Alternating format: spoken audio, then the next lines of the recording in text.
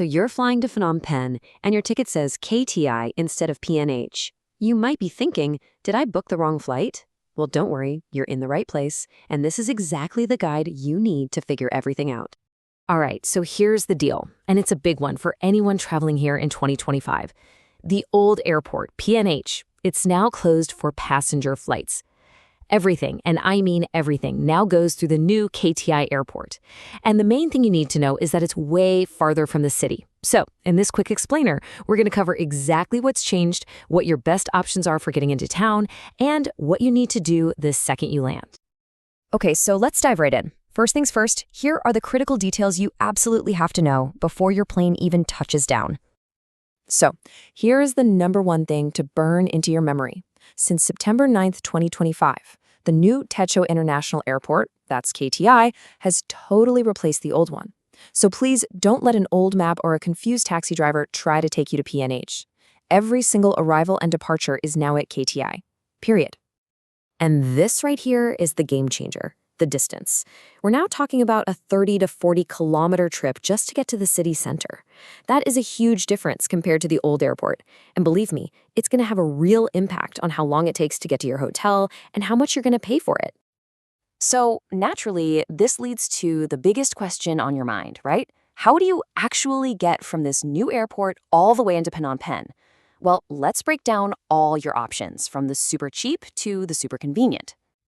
All right, you've basically got four main choices here. Option one, the city bus. It's crazy cheap. We're talking less than 50 cents, but, and it's a big but, it's also the slowest. Then you've got ride-hailing apps like Grab, which honestly are probably the sweet spot for most people. A great balance of cost and convenience. After that, you've got the official airport taxis. They have a fixed price, so no haggling, which is nice if you don't want to mess with an app. And finally, you can pre-book a transfer. This is your zero-stress, maximum comfort option. Perfect if you're with family or landing really late at night. And wow, this chart really puts the cost into perspective, doesn't it? I mean, look at that jump from the bus to a Grab, and then another big leap up to the official taxi. Seeing it all laid out like this really helps you figure out what makes the most sense for your wallet. So what's the bottom line here? For most of you, I'd say a Grab is going to be your best friend. It just hits that perfect sweet spot, you know? It's not going to break the bank, but it'll also get you to your hotel without any of the usual travel stress. And booking one couldn't be easier.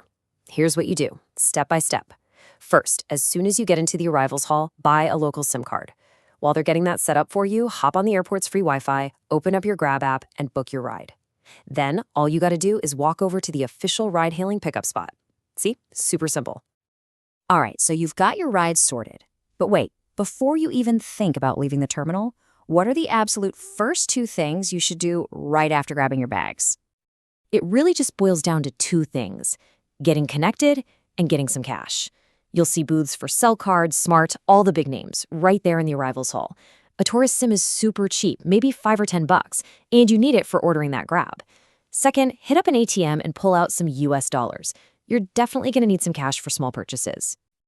Oh, and by the way, if you've heard rumors or were maybe worried that the new airport is some kind of empty shell, it's not at all. It's a completely modern place. It's got great coffee shops, restaurants, and nice lounges. Honestly, it is a massive upgrade from the old PNH. All right, let's do a quick fire round. I'm going to tackle some of the top questions people are asking to clear up any last-minute confusion. First question, and it's a big one I get asked all the time. What's the deal with visas? Can I still get a visa on arrival at the new airport?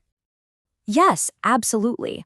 All the visa services, including the visa on arrival, just moved right over to KTI. The process is still there, and it's actually really quick and smooth. Okay, next up. For all you budget travelers and backpackers out there, what is the absolute rock-bottom cheapest way to get to the city? That's an easy one. It's the City Bus Line 1A. I mean, for 37 cents, you literally cannot beat that price. But just remember the trade-off, right? You save money, but you spend time. It's the slowest option by far, and could take you an hour and a half. And finally, a super practical question about paying for your ride. Do taxis or Grab drivers take credit cards? Here's the deal on that. Your default settings should be, I need cash. Most drivers are going to expect to be paid in US dollars or local riel. But the smart way to handle this is to just link your credit card to your Grab app before you even book. Do that, and the whole trip is cashless and super easy. Whew, okay, that was a lot of info. So let's just do a super quick recap of the most important takeaways. If you only remember 3 things from this entire explainer, make it these 3. Number 1, all flights now use the new KTI airport, and it is a long way from the city. Number 2, a Grab or a Pass app is going to be your best mix of price and convenience, setting you back about 10 to 18 bucks. And number 3, get that SIM card and some cash from an ATM before you even think about stepping outside the terminal. And there you have it. That really covers all the essentials for a totally smooth arrival at Phnom Penh's new airport. I really hope this helps clear things up and makes your planning a little bit easier. For the full written guide with all the details, maps, and links, check out MoveKH.com. That's MoveKH.com. If this was useful, subscribe for more Cambodia guides, and hey, drop any questions in the comments. Thanks for watching!